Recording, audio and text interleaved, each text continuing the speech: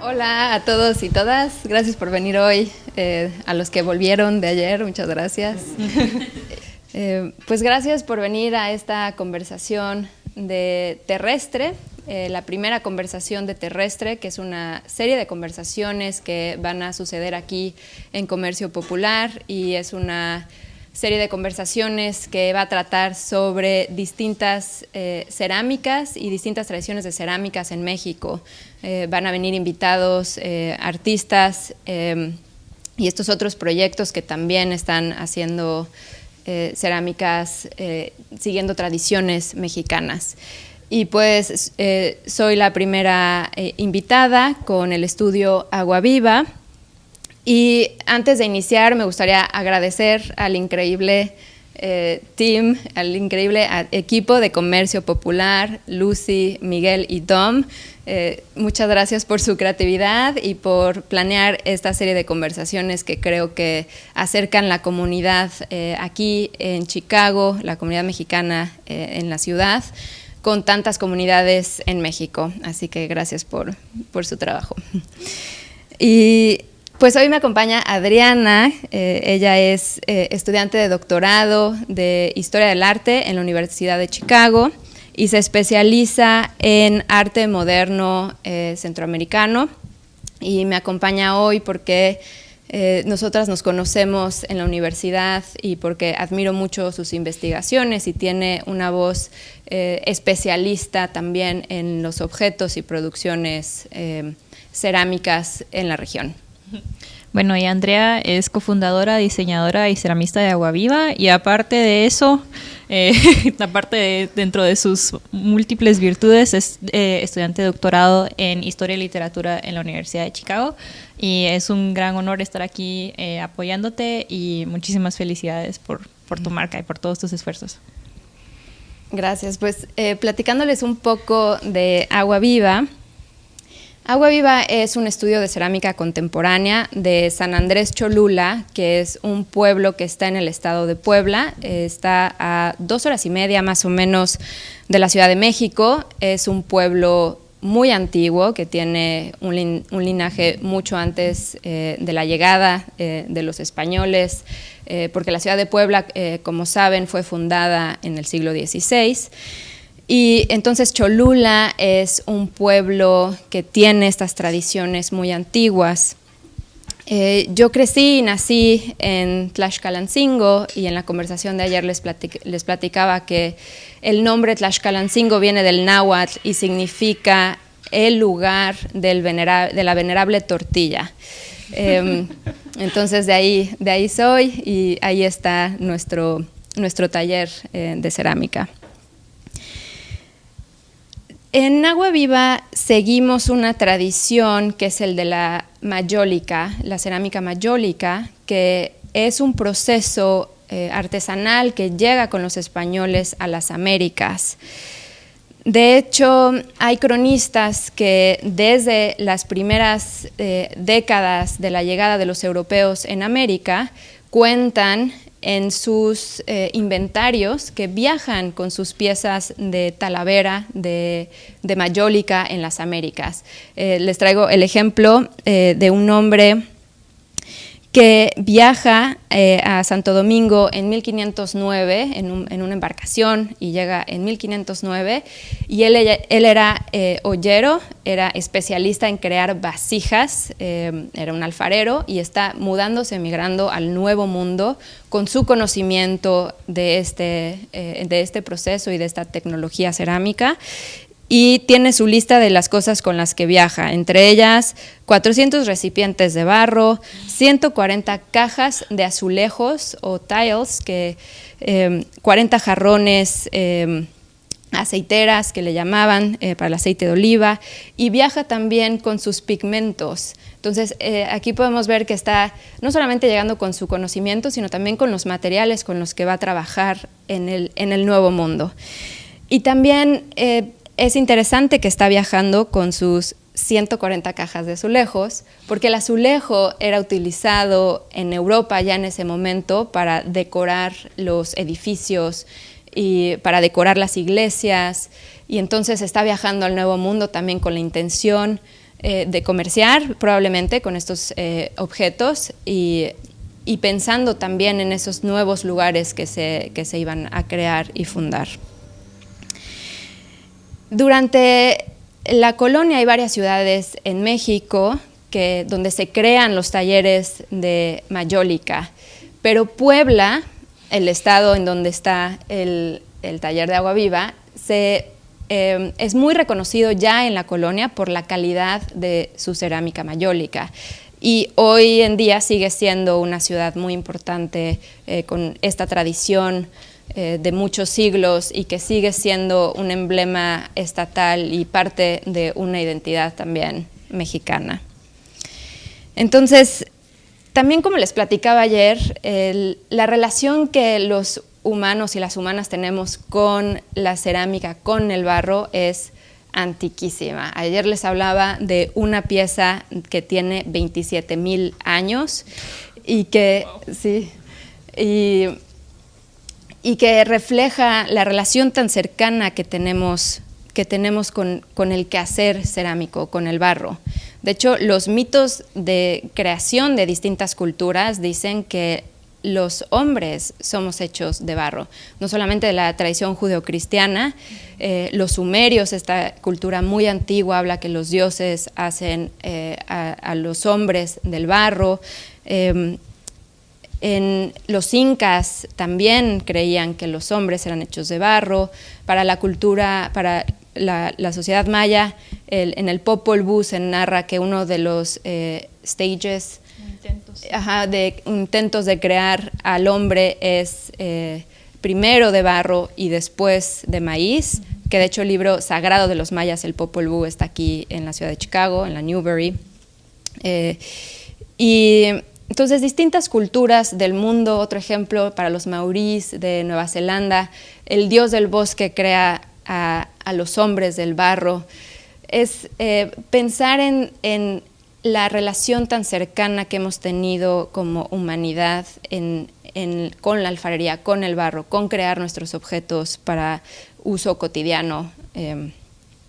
Entonces, me gusta pensar que el estilo o el proceso que llevamos en Agua Viva está conectado a estas otras cerámicas de distintas culturas y que tiene estos rastros de estilos y de intenciones culturales de distintas regiones.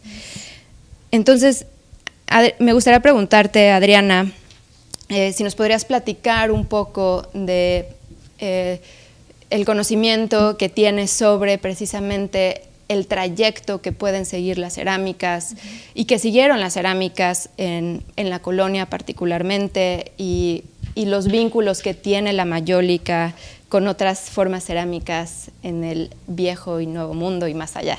Claro. Bueno, usualmente cuando pensamos en el mapa de la colonización española, nos enfocamos en las Américas, pero en su apogeo el Imperio Español también colonizó territorios en el norte de África y crucialmente para nosotros en Filipinas.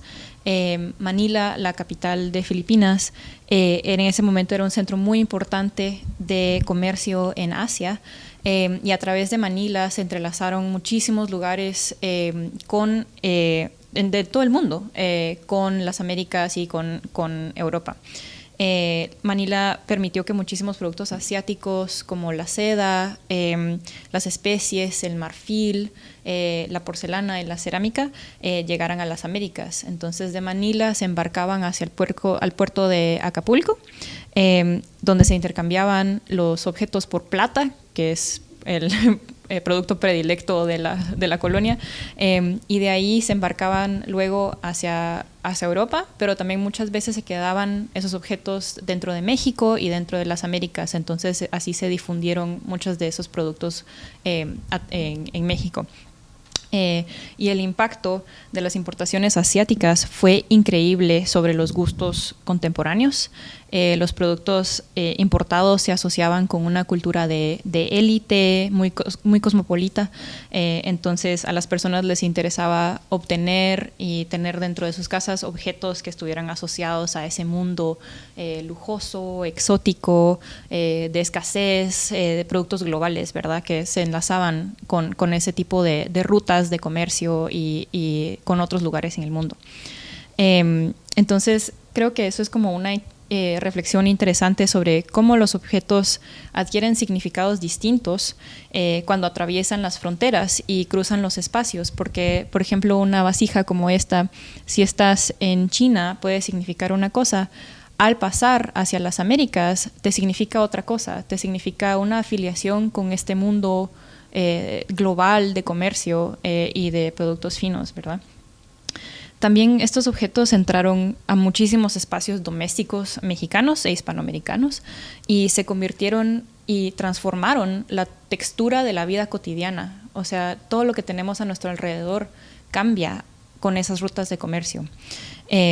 Y los hábitos de consumo, esto nos demuestra, se constituyen dentro de una negociación entre lo local y lo global, ¿verdad? Y los objetos pueden mantener una variedad de significados a la vez, dependiendo del lugar de su consumo o de su uso, ¿verdad? Pueden tener muchísimas asociaciones en tensión, dependiendo de cómo entran a nuestros espacios, cómo los usamos, cómo nos relacionamos con ellos, ¿verdad? El caso de la cerámica en particular fue muy influyente y contribuyó a un proceso de hibridación de la cerámica mexicana. Usualmente pensamos en la talavera poblana como un producto mexicanísimo, muy local, simbólico de Puebla, es como es parte de su identidad. Pero pensar en los trayectos de la cerámica global nos resalta que incluso aquellas tradiciones están marcadas por muchísimos contactos y una multidireccionalidad de influencias, ¿verdad? La talavera poblana sintetizó aspectos de varias tradiciones cerámicas y visuales, como la china, pero también la mayólica española que nos mencionaba Andrea, que a su vez tiene influencia islámica, y también tradiciones existentes en México a su vez. Entonces la talavera poblana es una mezcla de todas estas influencias. Del comercio asiático, algunas de las cosas que la talavera poblana digamos apropió de esas cerámicas, por ejemplo, son las formas de las vasijas. Este es solo un ejemplo, hay muchísimos que son muy parecidas. También el uso del azul y blanco, que fue muy popular no solo en las Américas, sino también en Europa, si pensamos en la cerámica Delft de Holanda.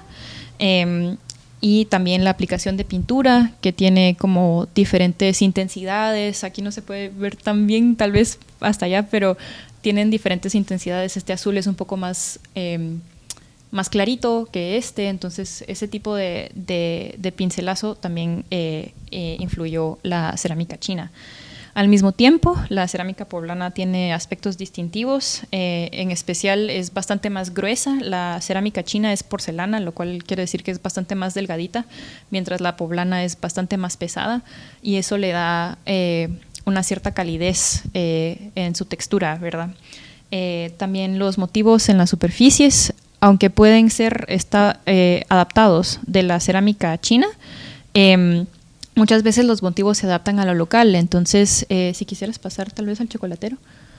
Por ejemplo, aquí en este vaso chocolatero hay unas aves que pueden ser tomadas tal vez de un diseño chino en el que podríamos haber visto un ave fénix, pero ya al estar en Puebla también puede representar un quetzal, que es un ave local. Entonces los motivos se cambian mientras esas tradiciones se vuelven parte de lo local. Entonces esto creo que nos resalta cómo la cerámica se involucra en muchísimos trayectos y viajes globales, y cómo los objetos guardan las características de esos encuentros e interacciones. Sí. Claro, sí, y también mencionar que el mismo nombre de la mayólica viene de una isla al sur de España que se llama Mallorca, y esto lo comentaba un poco ayer, y es que en la Edad Media, a finales de la Edad Media, Mallorca es el lugar de partida para exportar estas cerámicas en el Mediterráneo.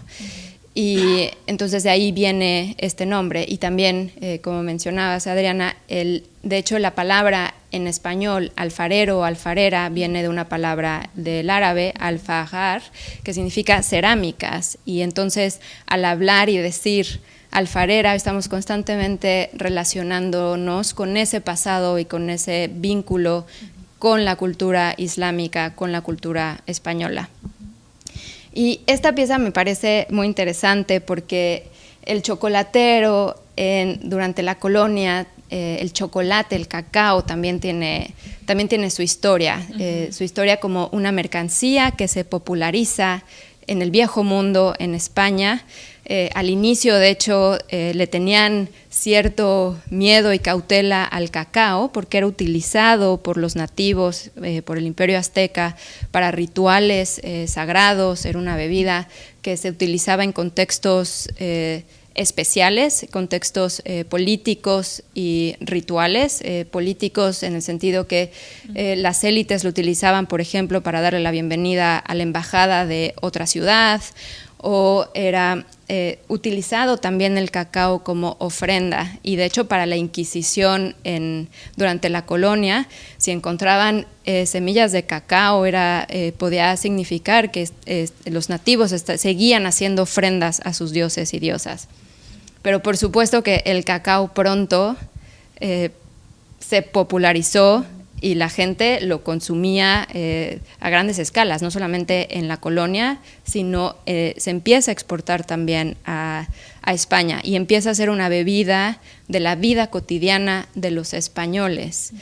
De hecho, las monjas católicas en la Nueva España, a pesar de que no se les permitía tomar cacao, lo empezaron a consumir. Y muy pronto las monjas españolas tenían sus rituales de recibir a nuevas monjas con una taza de cacao. Entonces, me parece que también esta pieza refleja los vínculos que existen tan profundos entre por un lado, un alimento como el cacao y una tradición que viene de distintos lados, ¿no? Como ya hemos visto, puede mirar hacia Asia también, como puede mirar hacia el Viejo Mundo, hacia España. Y este chocolatero, si tradicionalmente en la época precolombina se utilizaba la jícara, empieza a ser muy popular utilizar la talavera, utilizar la mayólica para almacenar y servir el cacao. Y de hecho son mercancías, commodities que reflejan y empiezan a simbolizar estatus para la gente y son muy apreciadas, tanto el cacao como esta pieza de mayólica. Bueno, habíamos estado hablando sobre cómo la cerámica nos cuenta la historia de sus trayectos a través de sus técnicas, de sus decoraciones, de todos esos aspectos, pero también hablábamos nosotras dos sobre cómo la cerámica puede a veces también tener directamente una estructura narrativa, ¿verdad? O sea, no solo sobre, no nos habla solo sobre sus contextos de intercambio globales, pero también a veces la cerámica en Hispanoamérica ha tenido un contenido narrativo que es muy fuerte y muy, muy impresionante. Entonces, aquí tenemos una vasija con una escena mitológica de los siglos 7 a 8 en Guatemala o México, no se sabe exactamente, pero es de Mesoamérica, que nos cuenta una historia. Aquí tenemos al dios Chac, que es el dios de la lluvia, que está así como, no sé si lo logran ver, está como bailando. También aquí tenemos él está bailando o interactuando con una personificación de una montaña. Para los mayas las montañas eran sagradas y tenían su propio espíritu. Entonces aquí tenemos el signo de montaña y aquí está como la colita, tiene como una boca. Aquí no sé si lo ven. Entonces está Chac bailando con esta montaña, celebrando el nacimiento de este bebé jaguar mitológico que está relacionado con el dios del sol. Y aquí de este otro lado mientras tenemos esta vida, tenemos aquí a un dios del inframundo que tiene una como calavera en la cara, que es un dios de la muerte, ¿verdad? Entonces, esta pieza nos habla sobre la vida y la muerte y cómo ambas son necesarias. Por ejemplo, cuando algo decae y se pudre, fertiliza la tierra, ¿verdad? Y luego llega la lluvia y se crea una nueva vida. Entonces, que me pareció muy bonito porque por agua viva. Entonces, como el agua de la vida que necesitamos. Entonces, se irriga y construye una nueva vida. Entonces, es una pieza que nos habla sobre los contrastes necesarios para la creación de la vida.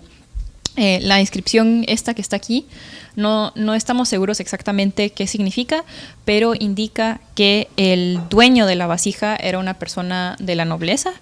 Entonces me parece muy interesante que podemos visualizar a una persona en ese momento que cultivó una relación íntima y personal con un objeto como este, que tiene una narrativa mitológica que es como reflexión, ¿verdad? No es tu caja de cornflakes que tiene su jueguito, es como una reflexión muy interesante y una narrativa dentro de su objeto. Sí, y también que es una pieza que hoy llamaríamos utilitaria.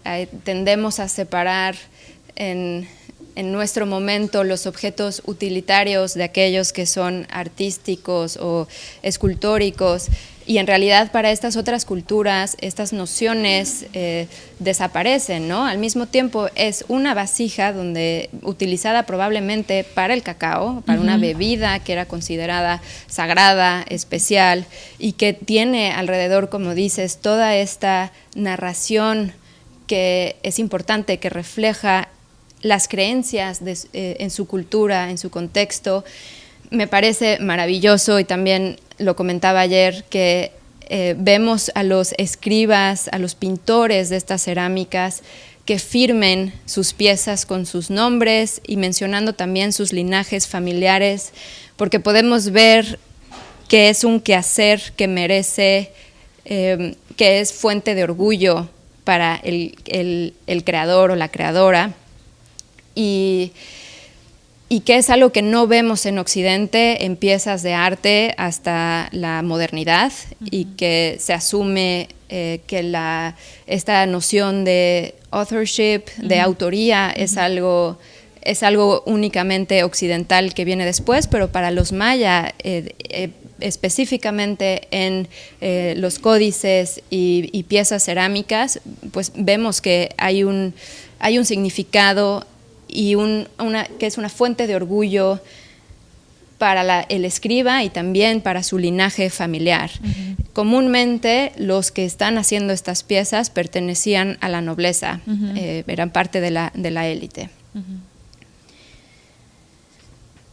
Y creo que todas estas piezas nos enseñan un poco esta mirada histórica, es para adentrarnos al mundo de la cerámica y para entender que estos objetos pueden ser leídos, que estos objetos, sobre todo los remains, los restos cerámicos que tenemos de las culturas, funcionan como un portal para nosotros, para tener acceso a estos otros mundos de nuestro pasado. Nos hablan, por ejemplo, en este caso, de qué tipo de bebida consumían, que consumían cacao, en qué tipo de contexto, sus creencias, sus prácticas cotidianas de alimentos también, cómo mediaban su relación con los dioses y las diosas. Entonces son objetos que si sabemos leerlos, si les prestamos atención, entonces entramos a ese mundo del que están narrando. Entonces, Adriana, ¿cómo podríamos analizar y entender mejor también estas piezas cerámicas? Sí, yo creo que por lo menos dentro de lo que hemos estado tratando, creo que nos hemos estado enfocando mucho con nuestra relación con los objetos, ¿verdad? Los tipos de interacción que podemos tener con los objetos y las historias que ellos tienen que a lo mejor si les ponemos atención los podemos descubrir, pero es como una relación muy de día a día, ¿verdad? Son parte de nuestra cotidianeidad. Entonces creo que eso nos lleva, sí, a lo histórico, pero también a reflexionar sobre lo contemporáneo, ¿verdad? Sobre cómo nosotros nos relacionamos con los objetos que tenemos alrededor, sus materiales, sus procesos. Sí. Sí, y creo que aquí entra también una reflexión que es parte del proyecto de Agua Viva, y es pensar que en esta cultura que tenemos, en esta realidad de una sobreproducción de objetos, de la facilidad y el acceso que tenemos a una cantidad innombrable de objetos, sobre todo después de la Segunda Guerra Mundial, que la cerámica y los objetos hechos de cerámica se reemplazan por objetos hechos de plástico. El plástico como material reemplaza a muchos otros materiales que se utilizaban tradicionalmente. Estamos acostumbrados a lo fácil que es comprar y desechar. Y de hecho hace poco leía un libro que recomiendo mucho, que se llama Plastic, an Autobiography, de una escritora, una activista que se llama Alison Cobb, y ella hace un estudio autobiográfico de el lugar y el rol que tiene el plástico en nuestras vidas cotidianas. Y de hecho, en su estudio descubre que la industria que emerge después de la Segunda Guerra Mundial sobre el plástico necesitó de una campaña publicitaria para enseñarle a la gente a desechar, porque la gente no estaban acostumbrados a esta noción de compro y tiro, consumo y tiro. Tradicionalmente esos objetos acompañan toda una vida. El que viajó al Nuevo Mundo viaja con sus objetos. ¿Cuántas historias no sabemos de estas migraciones de gente que viaja con sus objetos porque los objetos tienen un lugar importante en sus vidas, ¿no? No solamente por el costo económico, sino precisamente porque se utilizan para ciertos rituales cotidianos importantes. Entonces, es un esfuerzo también publicitario. Me parece interesante que seamos conscientes también de que es nuevo, relativamente nuevo, esta noción del consumo y tener un acceso abundante de objetos, y sobre todo objetos hechos de plástico. Entonces, ¿qué significa volver o rescatar, volver a producir nuestros objetos con cuidado, cuidando el proceso en pequeñas cantidades? Eso también creo que el proyecto de Agua Viva es invitar a relacionarnos de otra forma con los objetos y pensar también qué objetos nos acompañan en nuestros hogares, qué lugar tienen en nuestros hogares estos objetos. Y hay otros proyectos también de artistas en México que están reflexionando sobre el consumo y estas prácticas más industriales. Sí, entonces estas son dos piezas de Gabriel Orozco. La primera se llama Bola Pinchada y la segunda se llama Sandstars. Gabriel Orozco es un artista contemporáneo mexicano y uno de sus intereses más importantes son los trazos que dejamos a través de nuestra experiencia cotidiana con los objetos, cómo nosotros impactamos a los objetos y cómo los objetos nos impactan a nosotros. Entonces, él es escultor y fotógrafo, pero él concibe de la escultura como un evento, como una relación entre el sujeto y el mundo, cómo se imprime el sujeto en el mundo. Entonces, este tipo de trabajo, a través de eso, él intenta marcar pedacitos de la cotidianeidad como un evento con interés estético. Esta es una bola pinchada, pero él la seleccionó. Él dijo, este momento va a estar aparte de la vida cotidiana, va a ser un momento al que yo le devuelvo, porque yo lo reconozco visualmente, le devuelvo un interés estético.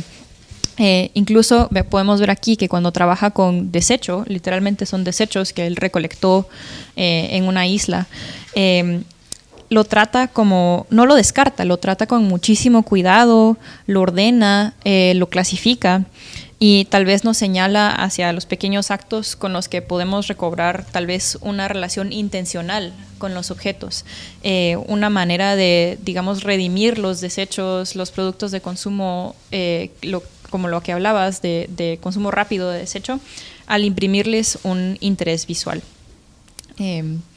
Mientras tanto, estas son unas piezas de otro artista mexicano que se llama Gabriel Curí, las cuales tratan el consumo como un récord de nuestras actividades, de nuestras vidas, de nuestros tránsitos por el mundo. O sea, constantemente estamos comprando cosas, que vamos a la tienda, que vamos al súper, que pasamos a la gasolinera, cualquiera de esas cosas. Entonces, Curí trata esos actos constantes de consumo como casi como una biografía nuestra. Entonces, para esta pieza que se llama Columna, él recolectó todos sus recibos de los años 2007 a 2008 y entonces los convierte en esta pieza escultórica. Mientras tanto, en estos son unos textiles que él mandó a hacer a partir de unos recibos de Superama, que es el Walmart mexicano, en los que en 3 años diferentes compra los mismos productos, entonces sirve como un índice económico, pero al mismo tiempo sobre sus hábitos, ¿verdad?, de consumo. Y eleva el objeto común, un objeto que se produce en cuestión de segundos, que es el recibo. O sea, tú vas a la tienda y se te imprime en un objeto que requiere una labor súper impresionante y a gran escala, ¿verdad? Un recibo es de ese tamaño y tenemos aquí su elevación de tamaño, ¿verdad? Entonces, estos textiles son hechos por una compañía mexicana que se especializa en una técnica de tapicería que fue desarrollada en el siglo XV en Francia, que se llama, creo que se llama Gobelin en Francia, pero esa misma técnica la utiliza esta compañía mexicana que se especializa en eso. Si quisieras pasar para que podamos ver el detalle. Esta es la parte de atrás de los recibos y esta es la parte de adelante, ¿verdad? Entonces, a través de esto, Curí yuxtapone la producción masiva con los procesos artesanales, pero al mismo tiempo me parece muy interesante, y a propósito de lo que hemos estado hablando, que no es una tradición local, ¿verdad? El trabajo deliberadamente utiliza otra tradición que viene de otro lugar, que sí se practica en México, pero no es digamos, no es el telar de cintura, ¿verdad? No es lo que estamos acostumbrados a ver los textiles mexicanos o guatemaltecos, no es ese tipo de proceso, ¿verdad? Es una elección muy consciente de utilizar una tradición distinta. Entonces yo te quería preguntar a ti, en Agua Viva, tu uso de la mayólica versus técnicas artesanales mexicanas y poblanas, que ya vimos que a su vez no son solo de ahí, ¿verdad? ¿Por qué decidiste usar la mayólica? Para ti, ¿qué significa ese proceso y esa elección de este tipo de técnica? Esa pregunta me encanta. Creo que parte importante, o quizás me lleva a pensar que más que una decisión consciente, a veces estas prácticas que tenemos con distintos medios, con distintos procesos, no son tan conscientes, sino que llegan y te atraviesan. Esta palabra, mi palabra favorita, que ayer repetí varias veces. Precisamente creo que es un encuentro que llegan a ti, y en mi caso fue de esa forma, porque crecí con una mamá artista que experimentó con muchos medios cuando éramos chicas, mi hermana y yo, y durante muchos años ella practicó la mayólica en la casa, la talavera. Entonces desde niñas empezamos a pintar sobre los azulejos, a experimentar con los esmaltes, a trabajar el barro. Y creo que este proceso nos encontró de esa forma. También la mayólica es bastante popular en Puebla, es parte de la identidad, y muchas alfareras y ceramistas trabajan la mayólica en Puebla. Y creo que es importante, o yo lo veo, que no es de un solo lugar, no es una importación española, sino que a través de todos estos siglos guarda los rasgos de una tradición mucho más antigua que se remonta al siglo IX con los árabes y con estas innovaciones tecnológicas que hacen con los esmaltes. y que se remonta también a este trayecto español, al movimiento transatlántico, que tiene sus rastros también de China, de la porcelana y por supuesto sus rastros indígenas. Hay muchas vasijas con signos y símbolos nativos, hablamos del quetzal, hay muchas vasijas también con nopales, con estos símbolos que narran el paisaje mexicano, que narran el contexto mexicano. Entonces, yo veo esta tradición como parte de un legado que constituye una identidad mexicana. Y no solo mexicana, sino empieza a tener también resonancias más allá. Tenemos Mayólica aquí en Chicago. Entonces, creo que eso también habla de la continuidad del movimiento de estos estilos y como lo hablamos en su trayecto, se retoman cosas de los lugares por donde pasa. Ese fue el caso de la porcelana que viajaba de China hacia España. En su trayecto pues se queda en distintas ciudades de México, ¿no? Y los artesanos adoptan ciertos símbolos, se inspiran de estas cerámicas que están pasando. Entonces sí, creo que yo veo la mayólica como parte de nuestra identidad y me da mucho orgullo que Agua Viva sea parte también de esa tradición y que le esté dando nuevas resonancias y nuevos significados también al proceso. Sí, claro. Y bueno, quería preguntarte también sobre Agua Viva como dentro del contexto de este tipo de prácticas. No sé si ustedes están en Instagram, pero tal vez por mis intereses a mí me han, no sé, mucho de mi feed está ocupado por cerámicas y yo siento que en los últimos años ha habido un boom de cerámica en las redes sociales y es muy interesante. Y quería preguntarte cómo se relaciona el proyecto de Agua Viva con el de otras marcas, de otros espacios y otras comunidades que también tienen un interés en los temas que hemos estado tocando hoy. Sí, me parece que las redes sociales, sí, hay un boom en el sentido que visibiliza proyectos. Sí. Y a mí me encanta porque como he hablado hoy, me parece que el barro ha sido históricamente parte de nuestras culturas y nuestras sociedades desde hace miles de años y que siempre hemos estado muy conectados con la tierra. Uh-huh. Y que estos proyectos que nacen reflejan un gran interés por reconectar también con el proceso, con crear nuestros objetos y también conectar con la tierra. Uh-huh. Creo que las redes sociales sí son una plataforma, uno que visibiliza y también que conecta. Yo he conocido proyectos increíbles y ceramistas que admiro mucho y que proyectos de México, y creo que las redes sociales nos ha permitido conectar como comunidad.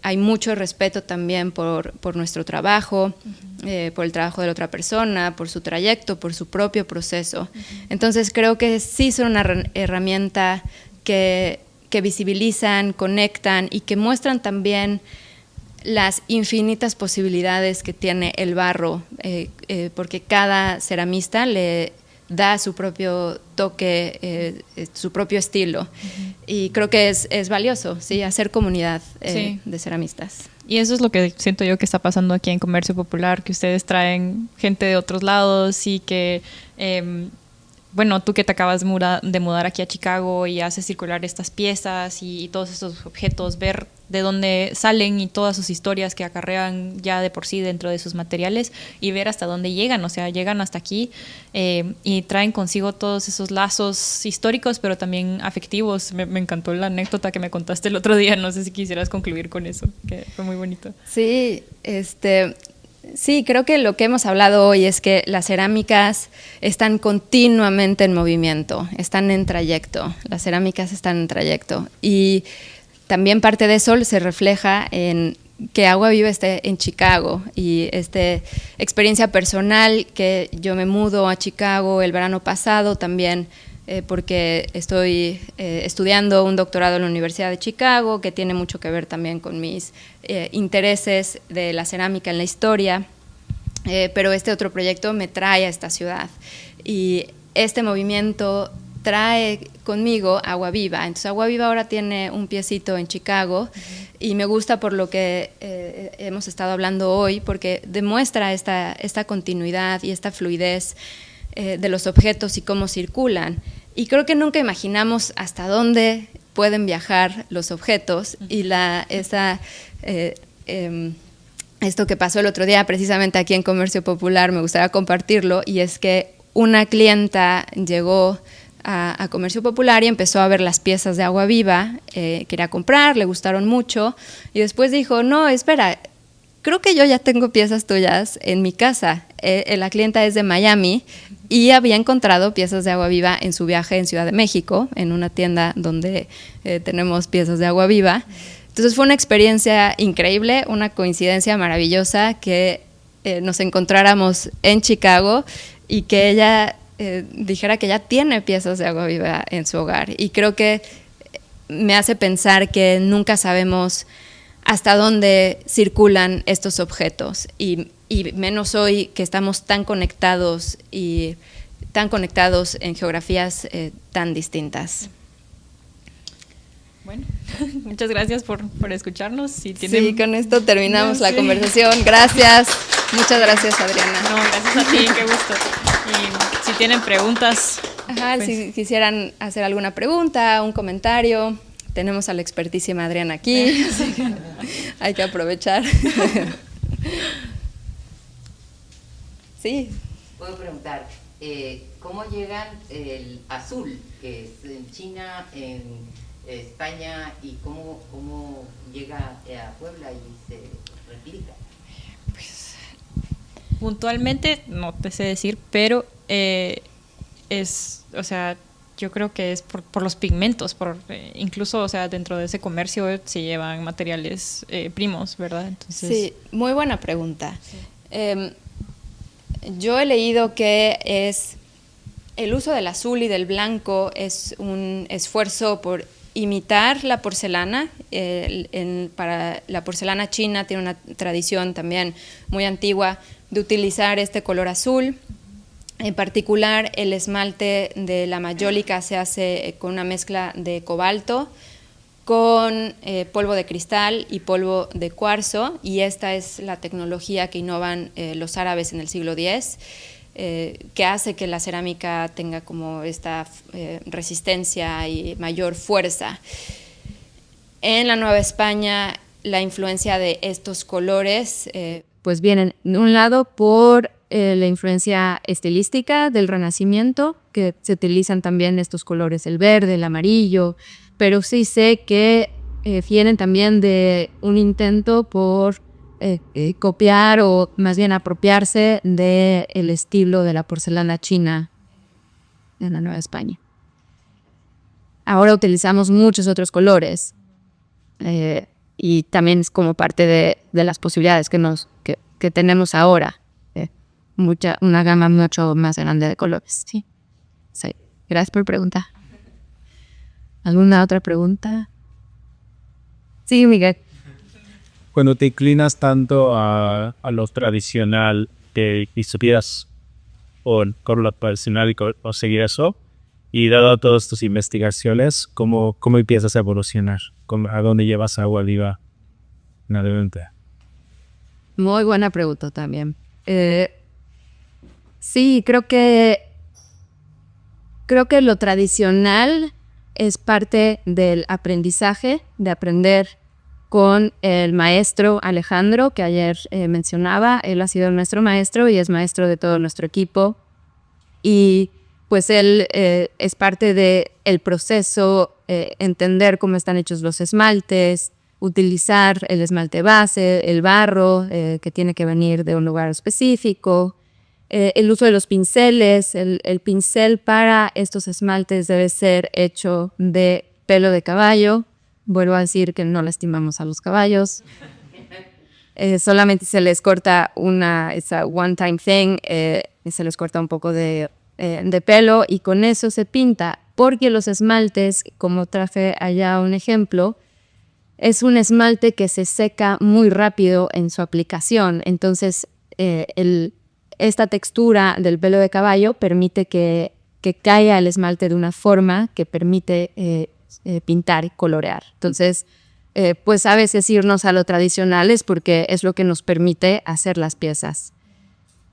Y digamos, la innovación es más bien como esta libertad que encuentro en utilizar nuevos colores, en experimentar con las formas, en también expresarme en las piezas. O sea, como vimos en las piezas que traen las narraciones, las piezas de Agua Viva también traen las voces de quien las hicimos y de estas intenciones y signos y símbolos que narran nuestro contexto, nuestra contemporaneidad. Son piezas de este momento. Entonces creo que en ese sentido es que vemos este diálogo. ¿Alguna otra preguntita, comentario? Sí. No, disculpe, va a ser en inglés porque... Yes. No. I know you mentioned the interaction you had yesterday, and as far as your expectations of Agua Viva, is it more interactions like that will you hope to get out of this, or is it more you're looking for at Agua Viva? And if you can just kind of go in there about that. Interactions, you mean interacciones aquí de estar en Chicago? Bueno, que cómo ves tú eso de cómo how much are you not lo que quiero decir es como how much did you think that was going to happen, or like how much were you like happy that it happened? I guess just the interaction itself. But we're interested in what you felt when that happened to you yesterday. Con la persona de la... Sí, no sé si lo dice ella. No, fue una sorpresa enorme, no me lo esperaba para nada. Para mí fue maravilloso pensar que Agua Viva, esta persona es de Miami, y pensar que Agua Viva está habitando un hogar en Miami es una sorpresa inesperada. Sí, pensaba que Agua Viva circula sobre todo en comunidades en México, porque tenemos alianzas con otros espacios en Ciudad de México, en Guadalajara, en Mérida. Entonces te imaginas que estas piezas, bueno, están circulando en estas ciudades. Al llegar a Comercio Popular, bueno, también me abre un poco la expectativa de decir, Agua Viva tiene su piecito también ya en Chicago.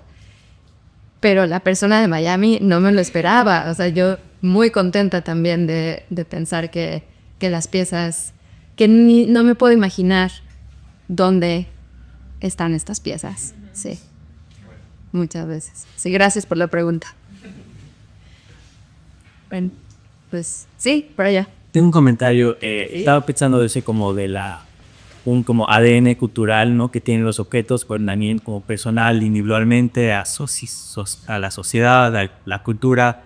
Y yo trabajo en eso como de la economía y cambio climático. Entonces estaba pensando, ¿qué deberíamos de hacer como individuos para como la narración que tenemos a los objetos? Porque ahorita digo, sí, mucha gente no piensa de cómo está usando sus objetos cada día, pero hay una historia, pero es una historia de plástico, de hacerse las cosas y comprar. Entonces esto solo estaba pensando.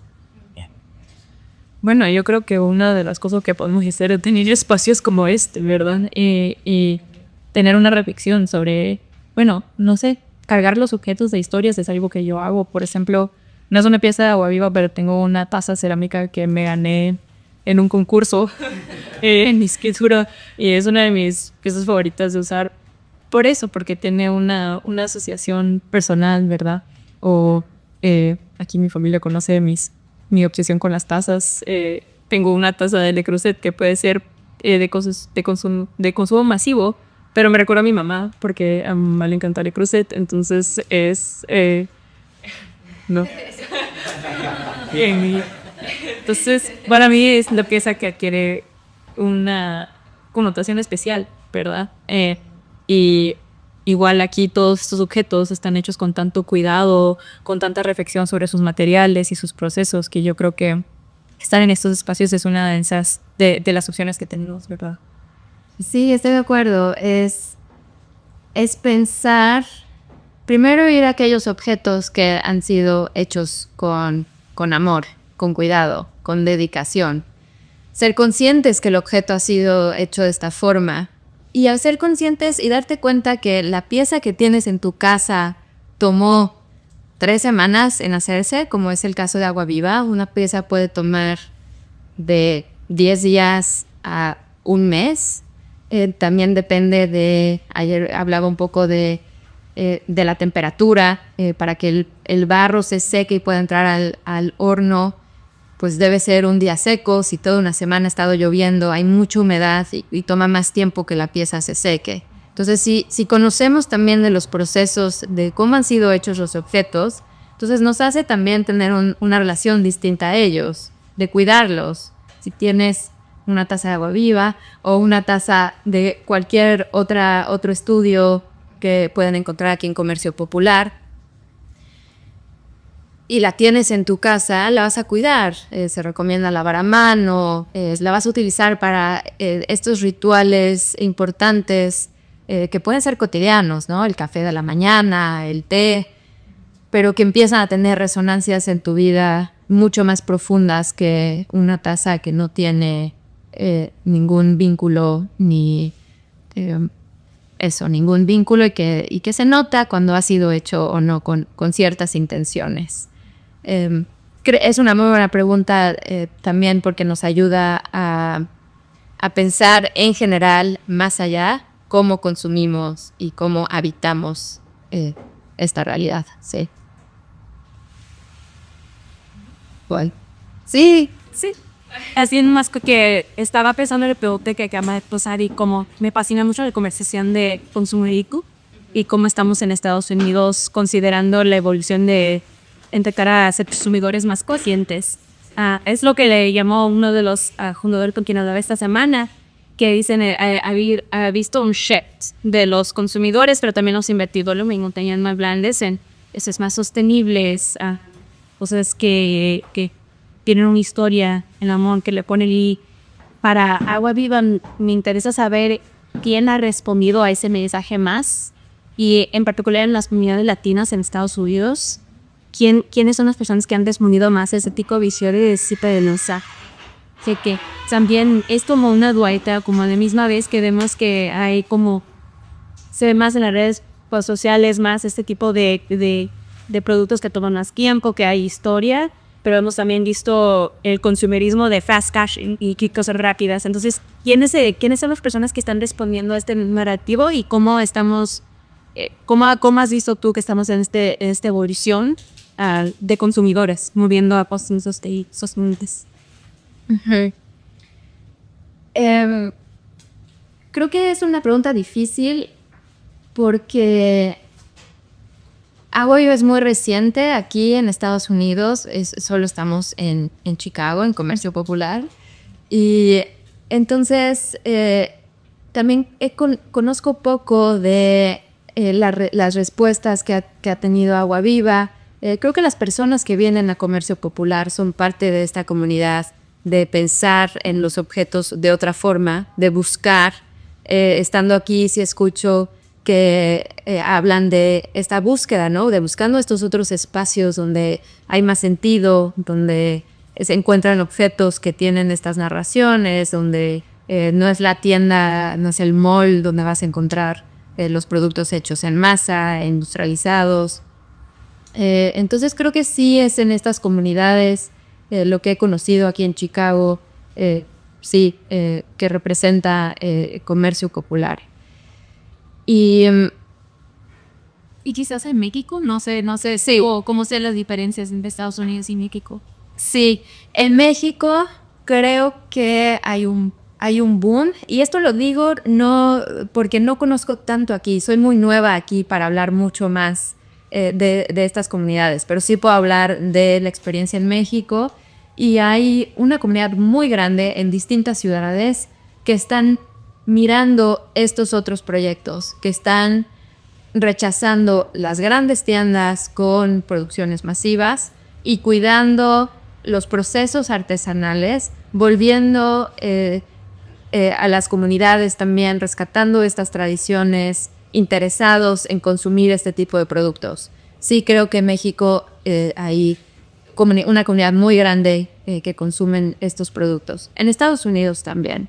Ahora sí, mi experiencia en la ciudad de Chicago es que se consume mucho plástico. No sé si se den cuenta, pero me ha impresionado que en los restaurantes te sirven la comida en disposables. Y eso me parece alarmante. Creo que sí, esta es como una conversación para otro tema, pero sí, en la ciudad de Puebla, por ejemplo, la ciudad está prohibido el uso de bolsa de plástico desde hace muchos años.